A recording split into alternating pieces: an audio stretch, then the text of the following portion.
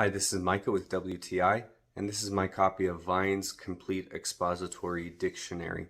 So I got this many years ago, and I never plan on getting rid of it because it has been such a helpful Bible study tool for me.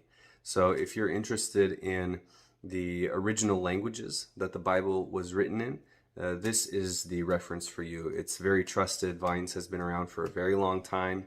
It's a very trusted source, and there's a reason for that. And I especially appreciate that when you open it up and get into it, it's not just a dictionary in the sense of this word equals that word in English. It really can deepen your understanding of the languages that the Bible was originally written in. So it'll give you the source word, it'll give you what it's translated as in English, and it'll give you examples in context in different passages of the Bible, and even has notes too sometimes about how the meaning of that word was shaped by the culture or the region that the Bible was written in.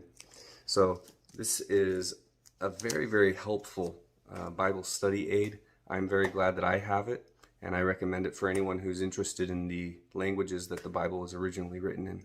And that's my point of view.